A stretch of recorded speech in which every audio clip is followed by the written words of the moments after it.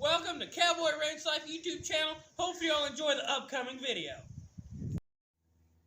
Alright guys, welcome back to Cowboy Ranch Life YouTube channel. Today we're going to be working on a 1992 Dodge pickup. The right front wheel bearings, caliper, and rotor. So actually why I'm even beginning to tear into this is it started to pull hard to one side. So my rotor actually got really thin and actually broke in two. So it was definitely time to be replacing it. So what happened was when I was pushing the brake, the caliper would squeeze against the outer ring of the rotor, and the inner rotor would not be connected to the outer part of the rotor because it was so thin and rusty it broke. So that needed to be replaced. So while I was there, I did bearings, seal, all that. Might as well, I thought while I was there. I did not replace the caliper. That is the same one, but hopefully you guys enjoy the video. Alright guys, so we're working on a 92 Dodge Cummins today, and my front rotor broke. You guys can see it's broke. And it was getting pretty thin, so as you guys can see maybe. Anyway, but yeah, it was getting pretty thin. So I took the tire off there, and then I took these bolts off, or the Allen bolts, and then I drew a line across the axle. So then when take this off here, I'll show you guys. So then when I put this back on, it all lines up right. So I've never done one of these before, so it's a little interesting. But you pull this cap off. That's what it looks like on the lock-in, lock-outs. And then that's the inside. So this actually goes in and out. And that's what makes it go in four-wheel drive or not in four-wheel drive. So yeah, I'm going to continue taking this off and keep you guys updated. Alright, so I got that snap ring off that was right there, this one. And I thought I would show you guys when you lock in or lock out your hubs, what it does inside. So as you can see, it is out. Free spinning without the shaft right there turning. So this is spring loaded. So see if I can do this with one hand here. There, did you guys see it? Went in there. Now it's in four-wheel drive. You guys can see that my camera will focus there. That's back in there. And then when you lock it out, this slides out. So, yeah, kind of interesting. Just thought I'd let you guys know that. Alright, so I got that lock-in, lock-out piece out. It's actually spring-loaded, so then it'll come out. That's the spring. And that's the piece. So it goes in there like that. And also, I didn't catch this at first, but there's also, hopefully you can see it there, a snap ring there on the outside to keep this partially on. So I'm going to get a screwdriver and get that taken off. Alright, so I got the parts pulled out until the bearing in there you can see. And then I took that Allen bolt out. And now I am pounding the caliper out of these slots. You can see there's the slot here, and there's a slot right there. So I'm pounding that off, and as you can see when I did that, it actually freed the broken rotor. So yes, it was time for a new one. But, so yeah. That's where we're at right now, and I'll continue to keep y'all updated. Alright, so I've never been into one of these. There's the old rotor, so now I guess we have a rotor ring. But, yeah, it just slid out in those grooves enough to get the old rotor out, which it was broken, obviously, so it was a lot easier, but there's the caliper cylinder in there you can see, so yeah, I got it apart, and now I'm gonna get the other piece off the axle hub. Alright, so here's the axle piece. Hopefully you guys can see that. There's the teeth inside, and I actually left the back bearing in there. But I guess I gotta pound out these studs to get the old rotor piece, because this is the other piece of the rotor.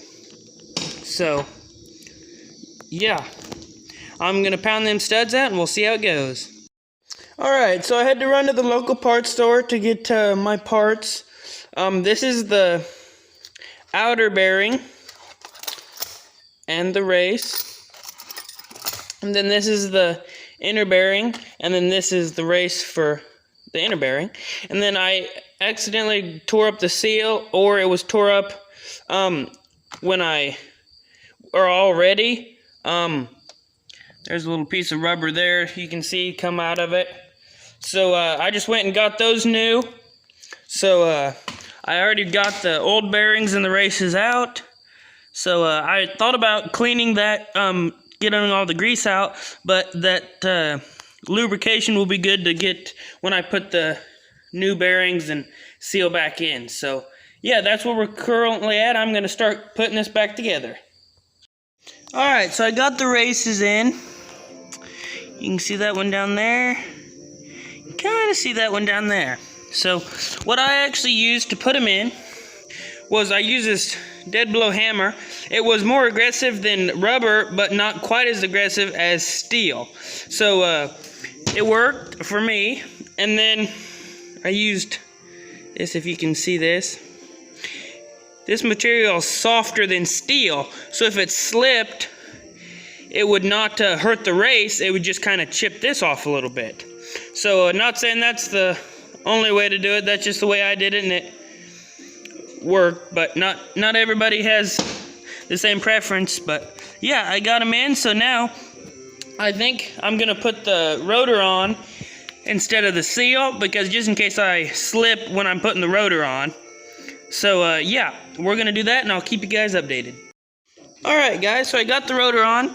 You guys can see I got the studs in also, and then I went ahead and put my seal in there.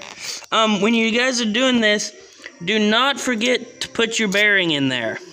I did not forget, but I almost did. So just because once you put the seal in, you can't get your bearing in. So if you can take your seal out without hurting it, it's not a big deal. But if you do hurt it on the way out, then you have to go get another seal. So just kind of a friendly reminder there. Do not forget that. To pound those studs in, I just used a steel hammer and then a pretty good sized punch. And that's what I set them with. So you guys can see, there they are on the bottom side. So got it in. Now I'm going to flip it over and put the bearing in the front side. Alright guys, so this is a bearing I am working on packing. You guys can see this crack. Be sure and put plenty of grease. So since you cannot grease it once it's on the vehicle, be sure and do plenty beforehand.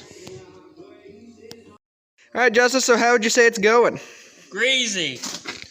One thing you do want to remember is to grease your bearings and also grease the spindle.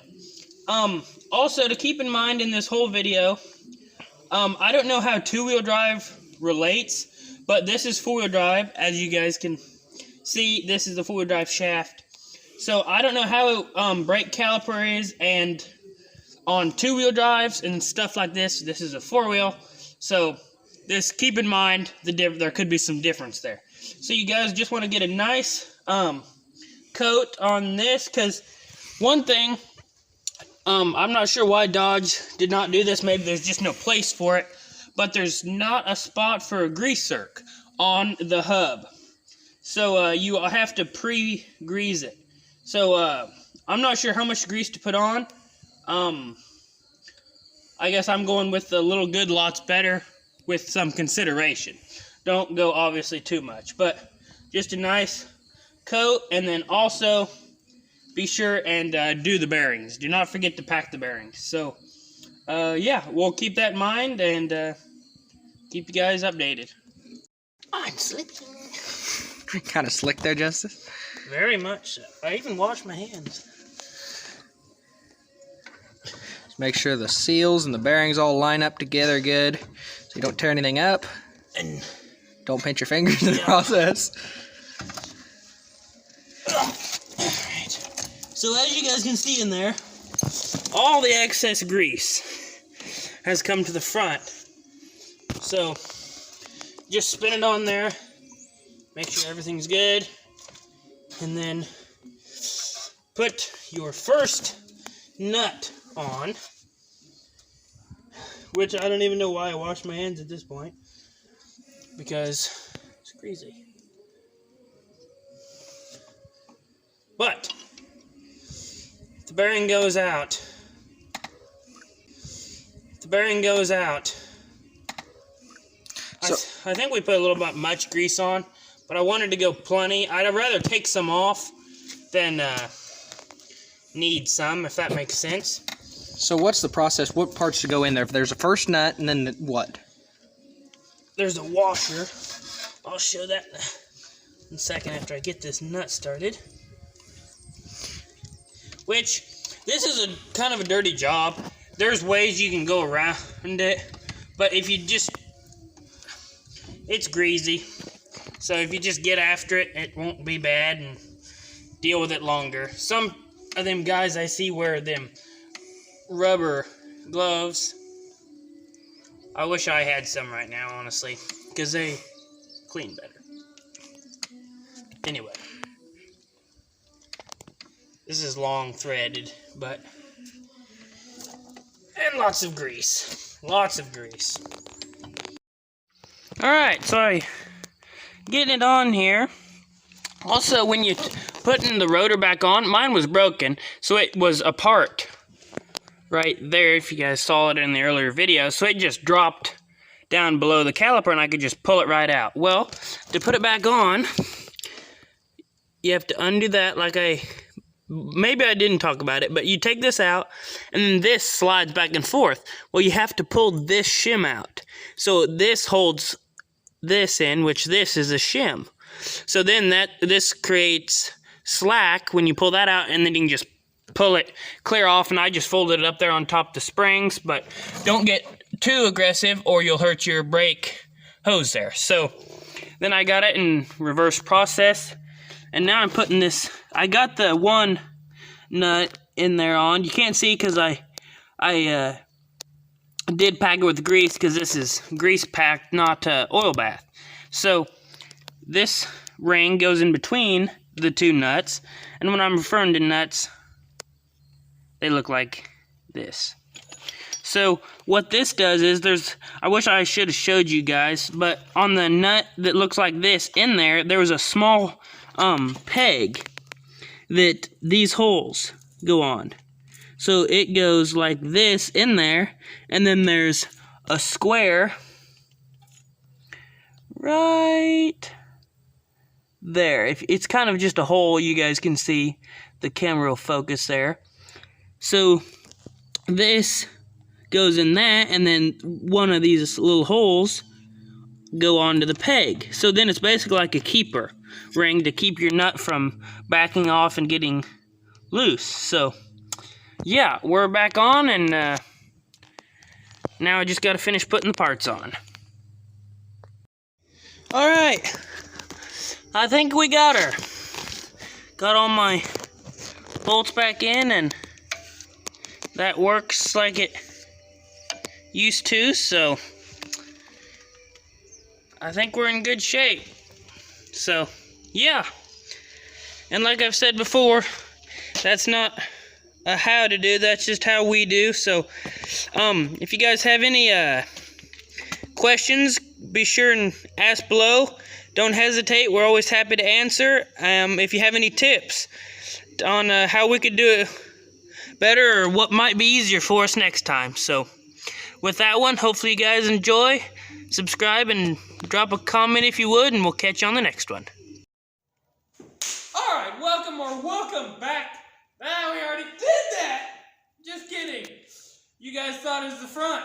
It's actually the end. But if you guys want to see more of this, click down below, watch the videos in front of this. Hopefully you guys enjoy them. If you did, drop a like, comment, subscribe, all that good stuff. Hope you guys enjoy the videos.